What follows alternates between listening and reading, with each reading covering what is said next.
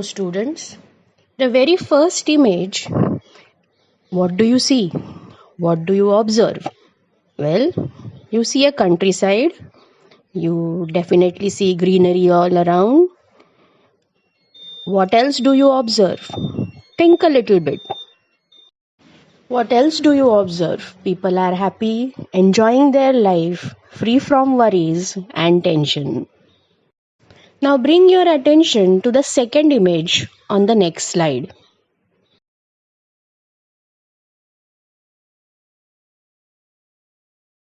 In this second image, landscape has totally been changed, has been modified by human intervention. You can definitely see smoke, factories all around, lots of crowd, that is population all around, increase in population, machines in the on the right hand side image. So, think about it and let's begin with our chapter.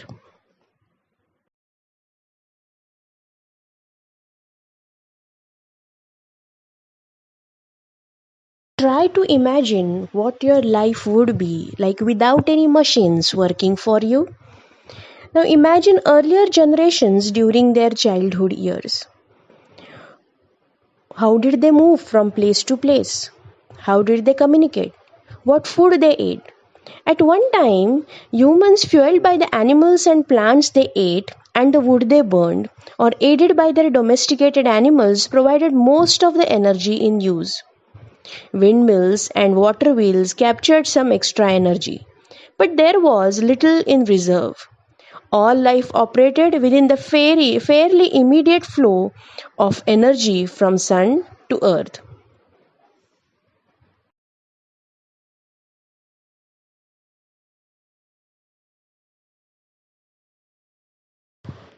Industrial revolution in modern history is the process of change from an agrarian and handicraft economy to one dominated by industry and machine manufacturing.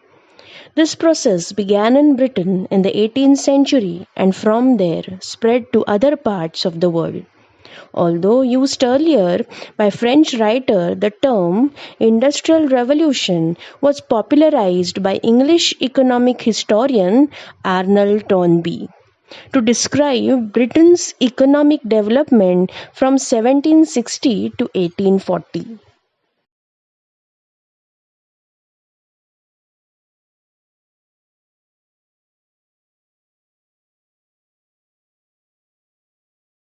Our chapter, Age of Industrialization, opens with a picture.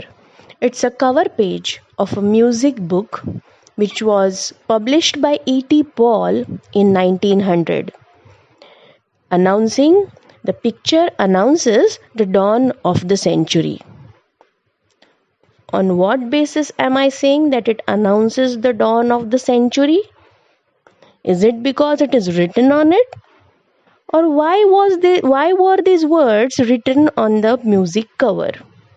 Well, if you observe the image carefully, you will find that at the center of the picture is a goddess like figure, the angel of progress, bearing the flag of the new century. Am I right? Okay. Then she is gently perched on a wheel with wings symbolizing time. Her flight is taking her into future. And now, last but not the least, floating about behind her are the signs of progress: railway, camera, machines, printing press, and factory.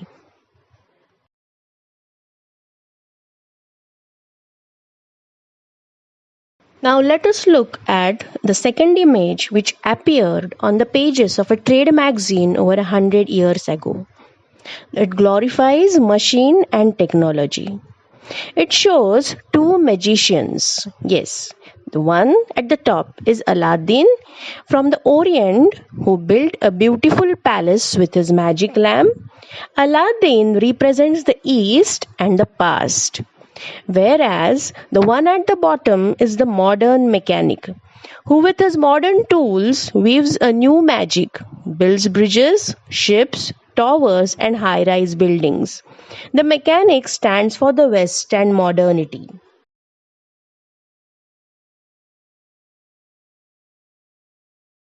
These images offer us a triumphant account of the modern world, which is associated with rapid technological change and innovations, machines and factories, railways and steamships.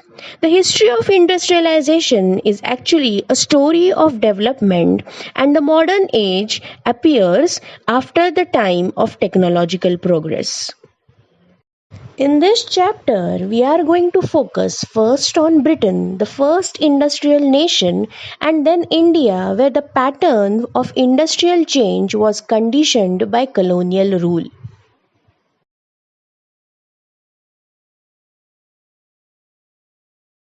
When we say industrialization, we immediately equate it with the growth of factory industry. When we talk of industrial production, we refer to factory production. Now, before the Industrial Revolution, before the dawn of this Industrial Revolution, Britain was quite a different place to the one that exists today. Before the Industrial Revolution, it was very hard to keep in touch with people in other parts of the country. News was spread by travelers or through messengers, and goods were distributed largely within the locality in which they were produced. This scenario not only existed in Europe but also in Asia and the remaining other continents. That means before industrial revolution, large scale industrial production did not take place in England. Well, actually, even before factories began to dot the landscape in England and Europe, there was large scale industrial production for international market. This was not based on factories. Many historians now refer to this phase of industrialization as proto-industrialization. During this time, production was not taking place in factories but at the home of artisans and peasants.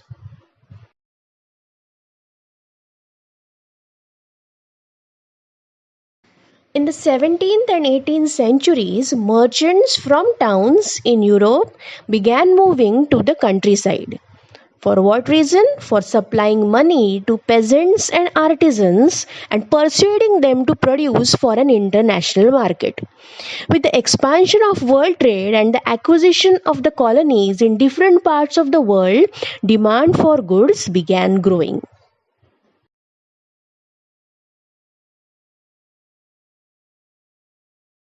Merchants could not expand production within towns. This was because here urban crafts and trade guilds were very powerful. These were the associations of producers that trained craftspeople, maintained control over production, and regulated competition and prices, and restricted the entry of new people into the trade. Otherwise, there would be too many merchants and producers who would be actually moving from the countryside to the towns, and then these merchants would have faced a problem, right? So, that's the reason these trade guilds were present. Now, rulers granted different guilds the monopoly right to produce and trade in specific products. It was therefore very difficult for new merchants to set up business in towns, so they turned to countryside.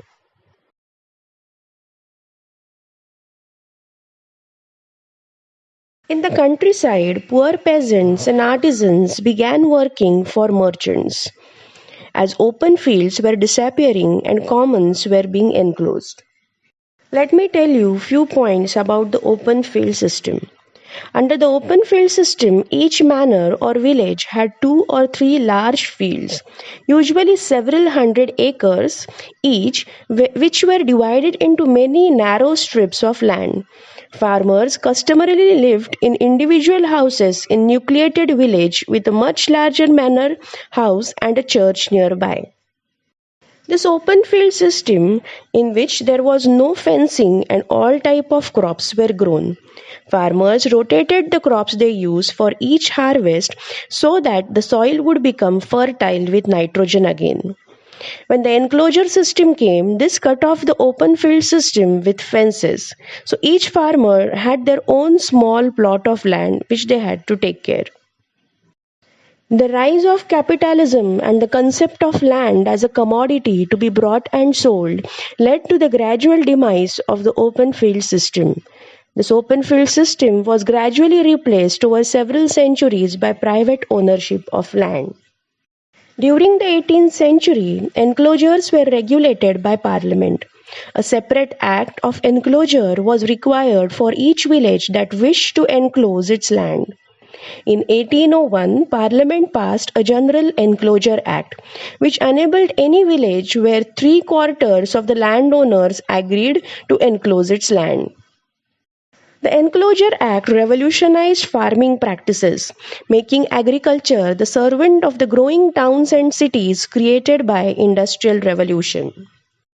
Cottagers and poor peasants who had earlier depended on common land for their survival had to now look for alternative sources of income. Many had tiny plots of land which could not provide work for all members of the household. So, when merchants came around and offered advances to produce goods for them, peasants and household eagerly agreed. By working for the merchants, they could remain in the countryside and continue to cultivate their small plots. Income from proto industrial production supplemented their shrinking income from cultivation. It also allowed them a fuller use of their family labor resources.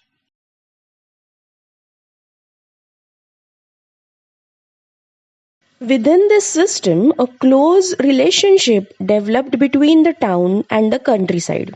Merchants were based in towns, but the work was done mostly in countryside. A merchant clothier in England purchased wool from a wool stapler. It is a person who sorts out wool according to its fiber and carried it to the spinner. The yarn that was spun was taken in subsequent stages of production to weaver, then fuller, a person who gathers cloth by pleating, and then to the dyer. The finishing was done in London before the export merchant sold the cloth in the international market. London, in fact, came to be known as the finishing centre.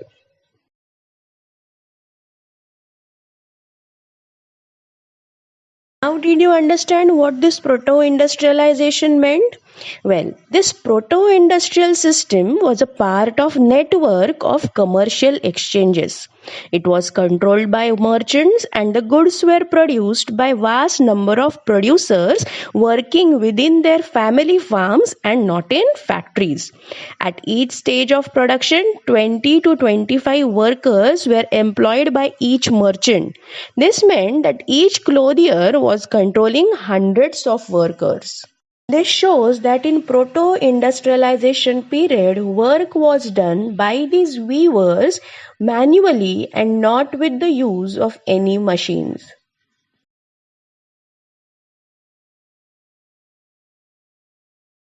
Changed during the Industrial Revolution. People found an extra source of energy with an incredible capacity for work. That source was fossil fuel. Factories came in England in 1730s. This factory system is a method of manufacturing using machinery and division of labor. Because of the high capital cost of machinery and factory building, factories were typically privately owned by wealthy individuals who employed the operative laborers. Use of machinery with the division of labor reduced the required skill level of workers and also increased the output per worker. Main characteristic of the factory system was the use of machinery originally powered by water or steam and later by electricity. We are going to talk about this a little later in our chapter. It was only in the late 18th century that the number of factories multiplied. The first symbol of the new era was cotton. Its production boomed in the late 19th century. In 1760, Britain was importing 2.5 million pounds of raw cotton to feed its cotton industry. By 1787, this import soared to 22 million pounds. This increase was linked to a number of changes within the process of production. Let us look briefly at some of these on the next slide.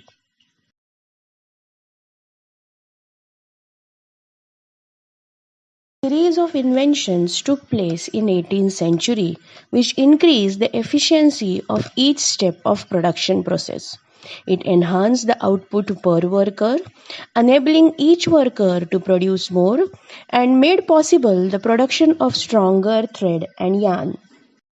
Sir Richard Arkwright, who was an English inventor and a leading entrepreneur during the early Industrial Revolution, helped and built the first spinning machine that was able to produce cotton thread without the need for skilled human labor. His water frame is widely considered one of the most important inventions of the Industrial Revolution. Till this time, as you have seen, cloth production was spread all over the countryside and carried out within village households. But now, the costly new machines could be purchased, set up, and maintained in the mills. Within the mills, at the processes were brought together under one roof and management. This allowed more careful supervision over the production process. A watch was kept over quality and the regulation of labor, all of which had been difficult to do when production was done in countryside.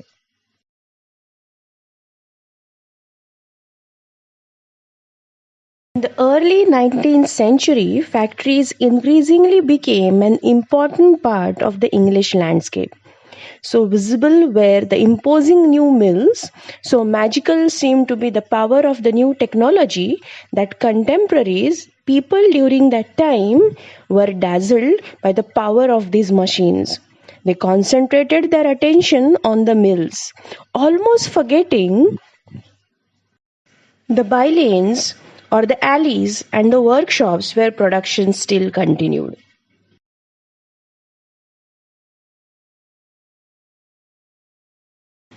How rapid was the process of industrialization? Does industrialization mean only the growth of factory industry? Let us find out. First, the most dynamic industries in Britain were clearly cotton and metal. Growing at a rapid pace, cotton was the leading sector in the first phase of industrialization up to 1840s. After that, iron and steel industry led the way.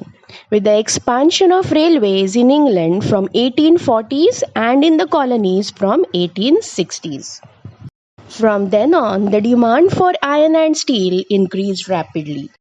Second, the new industries could not easily displace traditional industries.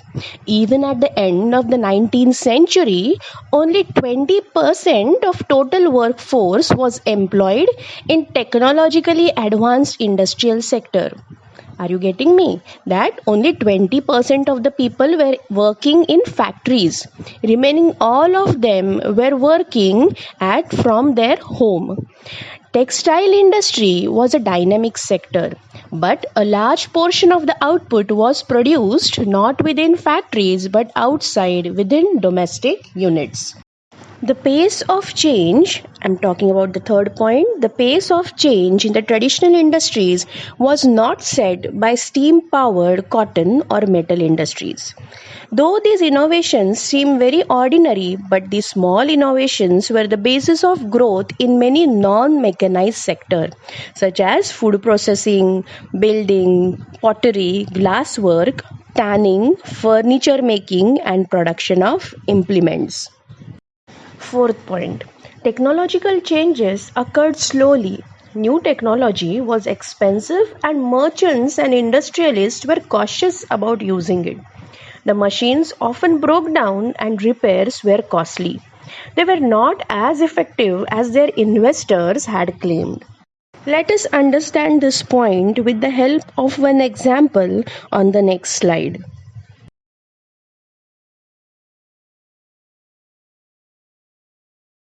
Consider the case of the steam engine. James Watt improved the steam engine produced by Newcomen and patented the new engine in 1781.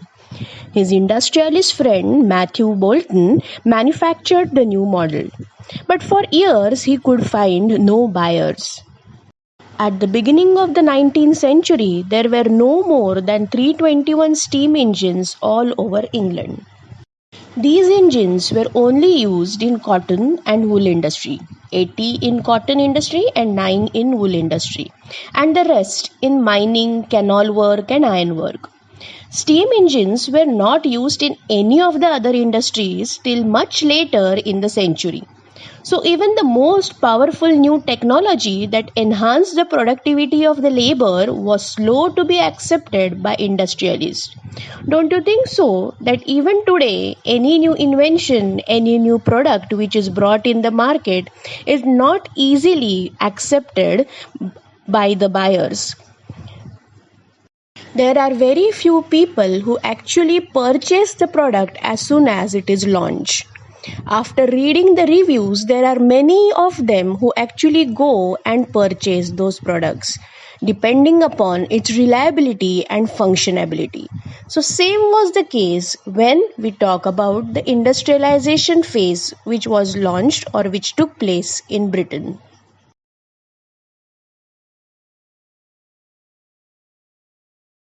So now, historians have recognized that a typical worker in the mid 19th century was not an machine operator but a traditional craftsperson and a laborer. On this slide, there are questions which frequently appear in the board exam. First is of 1 mark and then remaining are of 3 and 5 marks. Do go and watch the video about the steam engine on the next slide. It is about how James Watt improved the steam engine produced by Newcomen. Here we come to the end of the first part of our chapter.